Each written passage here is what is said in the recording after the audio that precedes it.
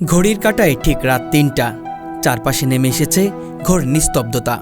আলো ঝলমলে রাজধানী ঢাকা তখন যেন নিথর নিস্তব্ধ। ব্যস্ত শহরের ব্যস্ত মানুষগুলো তখন দিনের ক্লান্তি ভুলে ঘুমের রাজ্যে। তবে এই নীরব রাতেও কিছু কিছু মানুষ ঘুমায় না। তারা ছুটে চলে এক অলিখিত যুদ্ধের সৈনিক হয়ে। না, তারা কোনো নিরাপত্তারক্ষী নয়, কোনো পুলিশও নয়। তারা হলো আমাদের খুব কাছের মানুষ, যাদেরকে আমরা ডাকি ফুডপান্ডার ডেলিভারি বয়।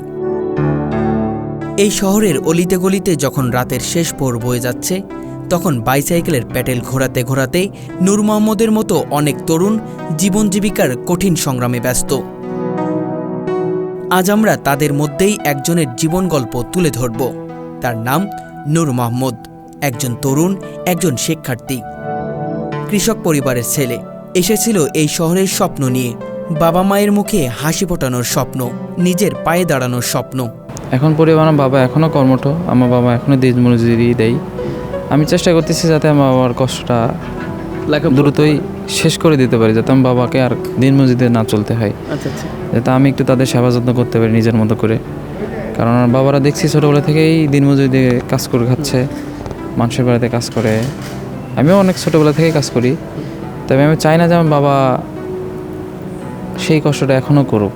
এখন যেহেতু আমি এখন কাজ করতেছি, চেষ্টা করি নিজের পরিবারের কষ্টটা লাঘব করার জন্য। সকাল থেকে সন্ধ্যা পর্যন্ত করে একটি চাকরি, সেখানে হাড়ভাঙা পরিশ্রম। কাজ শেষ করে ফিরে ঘরে একটু বিশ্রামের সুযোগ হয়, কিন্তু রাত নামলেই শুরু হয় আরেক যুদ্ধ। রাত ৯টা থেকে শুরু হয় তার ফুড ডেলিভারির জীবন, চলে টানা ভোর ৪টা পর্যন্ত। এখন প্রশ্ন হলো, ঘুম কি তার জন্য বিলাসিতা?